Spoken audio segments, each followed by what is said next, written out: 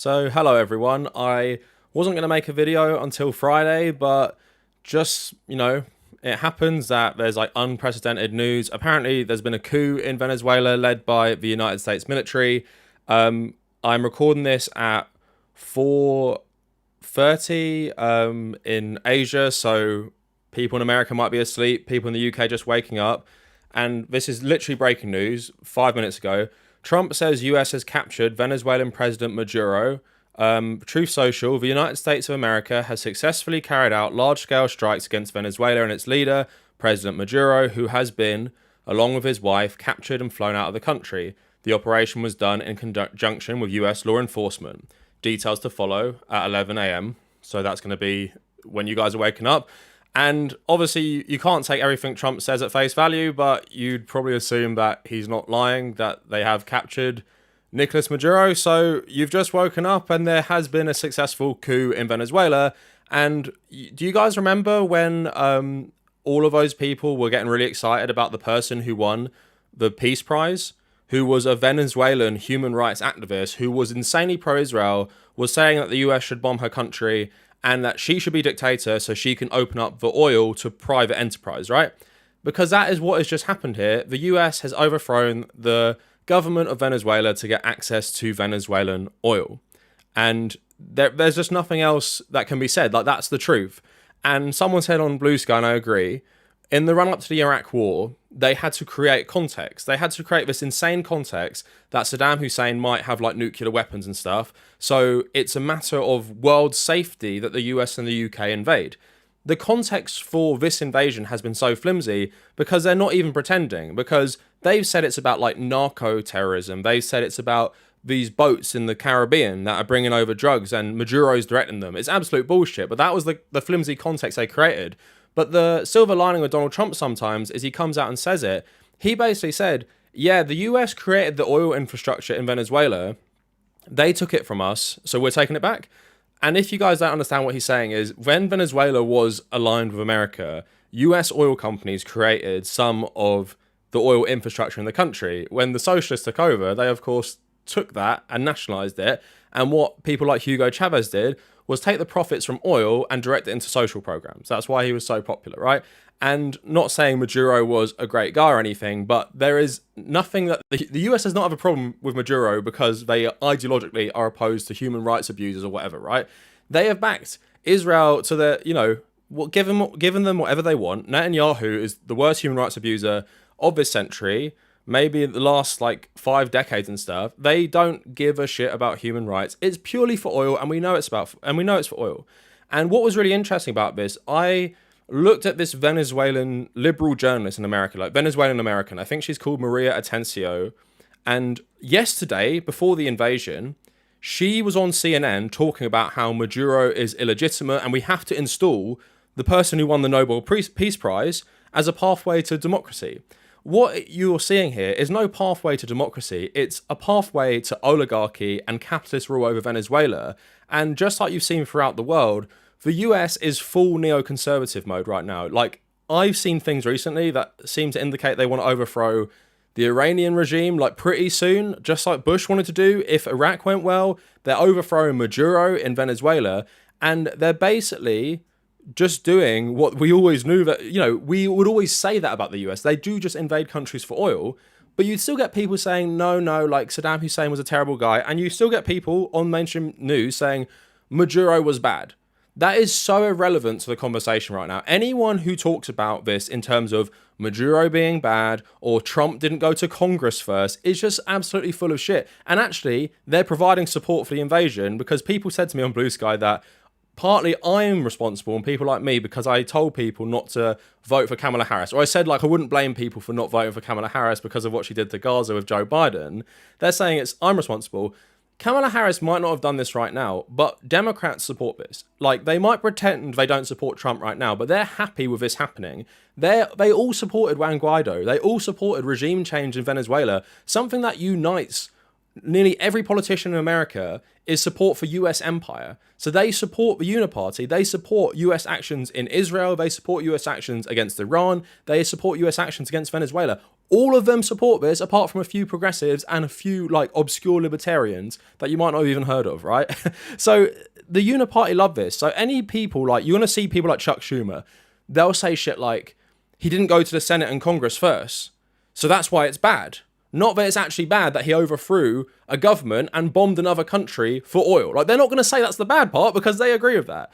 And to go into this a bit more, I've been getting like a bit of heat on my channel recently for what I say about Graham Plattner, what I say about US veterans.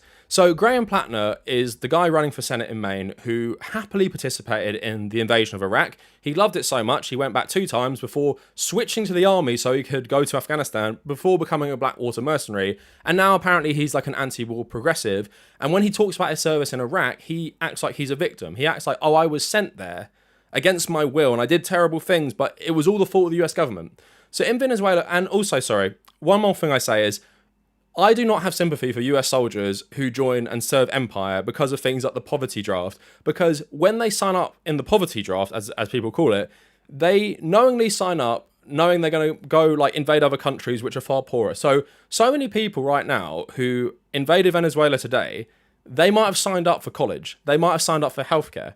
Who gives a fuck? What about the people in Venezuela? What about them?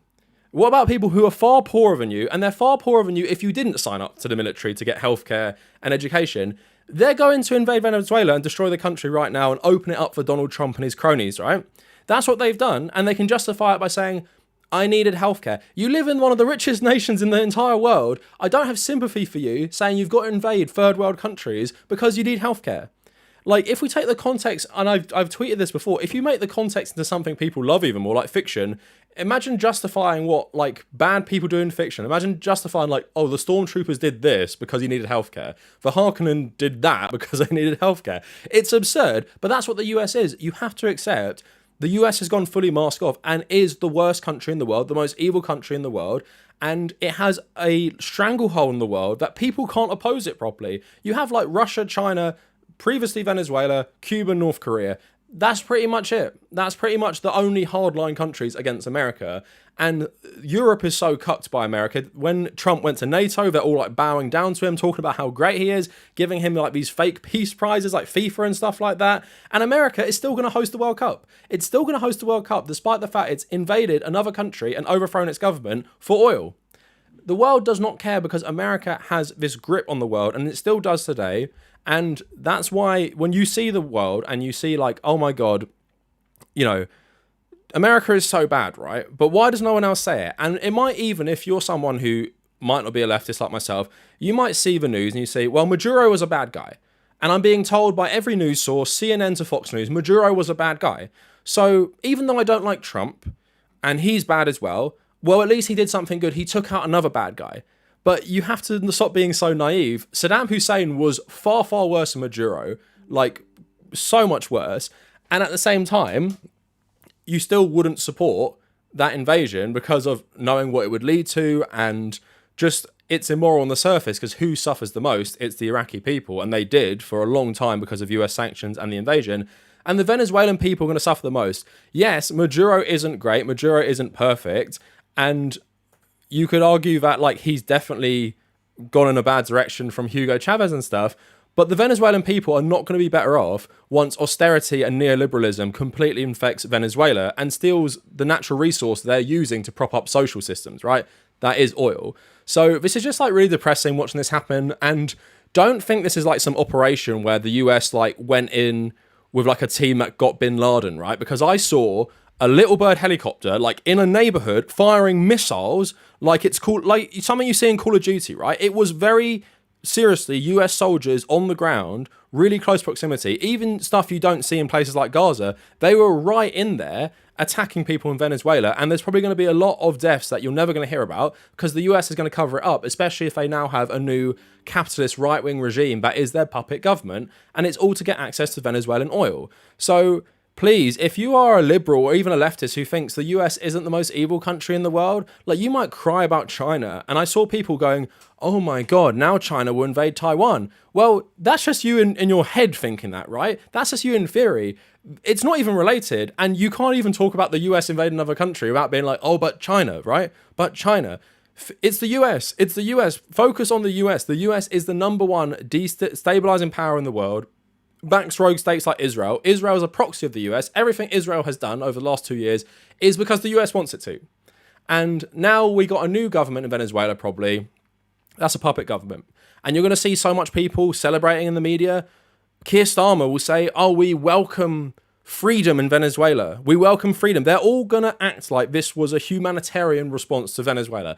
It's not. It's purely for oil. And the West love it because they want that oil as well. They want that oil. It's the same way like all the Western powers back Rwanda and their war in Congo. It's so they can get a piece of the pie. They know Congo is dominated by China. If they back Rwanda, they get access to the minerals that Rwanda steals from the Congo.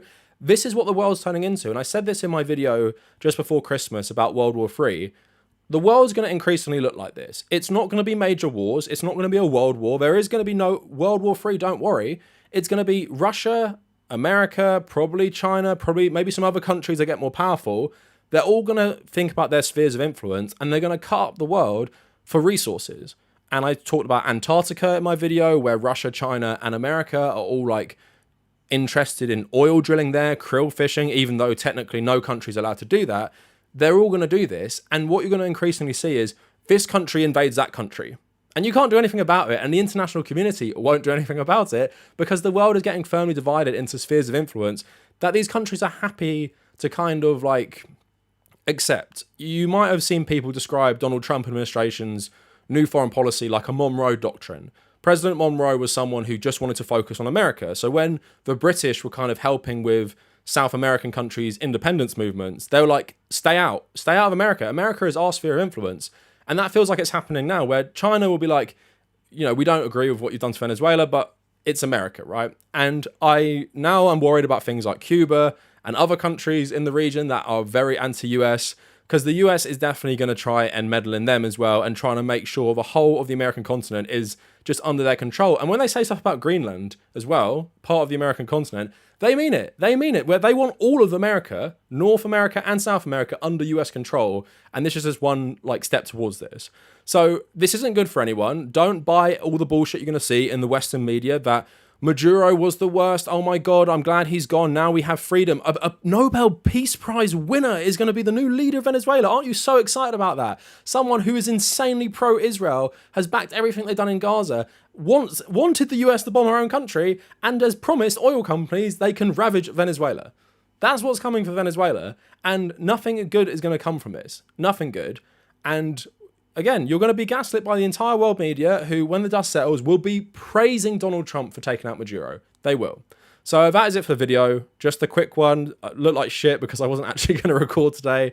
But this is literally the first thing I saw when I woke up. So let me know what you guys think. And if you made it this far, thank you for watching.